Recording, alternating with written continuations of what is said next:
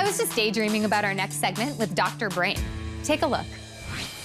Everyone sometimes has a hard time paying attention, remembering details, sitting still, and staying motivated. But for some people, our brains just can't, until we do. And then we fall into a session of intense hyperfocus that very likely has nothing to do with what we are supposed to be working on. What was I saying? Hi, I'm Dr. Brain.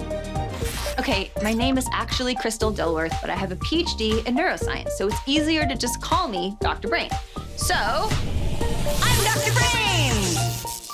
The motivation and attention we need for most common human behaviors requires our brain to receive the neurochemical dopamine in the right places, at the right times, and in the right amounts. But brains, like mine, work a little differently.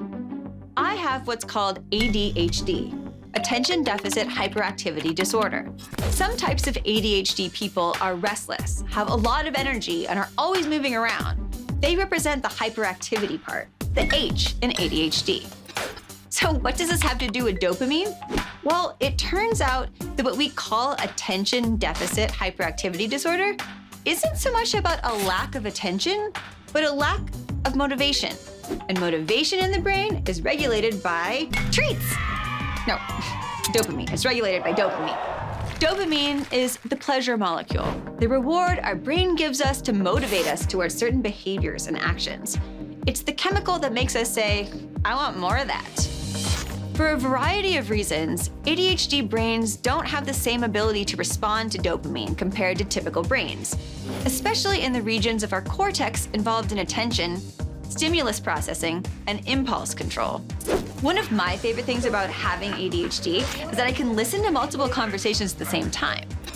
But it can be hard for me to remember a one-on-one conversation because of the effort it takes me to force my attention towards at least looking like I'm politely focused on my conversational partner.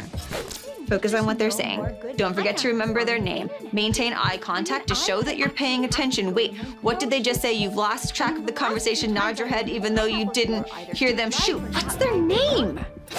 It's important for me to say that ADHD brains are not less intelligent, and ADHD people are not lazy. We're CEOs and doctors and engineers and actors and neuroscientists. Our brains just work a little differently, so we have to work with them a little differently. ADHD brains are often excellent at creative thinking, problem solving, and brainstorming. All brains love new ideas and imagining new possibilities. And ADHD brains even more so, because these activities generate a lot of the dopamine that we need to feel excited, motivated, and alive. ADHD is a serious diagnosis, and we should never think that we can diagnose someone else's situation based only on our casual observation of their behavior. An ADHD diagnosis requires a series of tests performed by licensed doctors. Sometimes, like me, you're so good at masking your struggles and differences that even you don't realize that your brain is motivationally challenged until you're a full-grown neuroscientist. Trust me, it's never too late to learn new things about your brain. Bye. If you're watching this, you must have really liked the video. Make sure you follow and subscribe, and check out these other videos that are even better.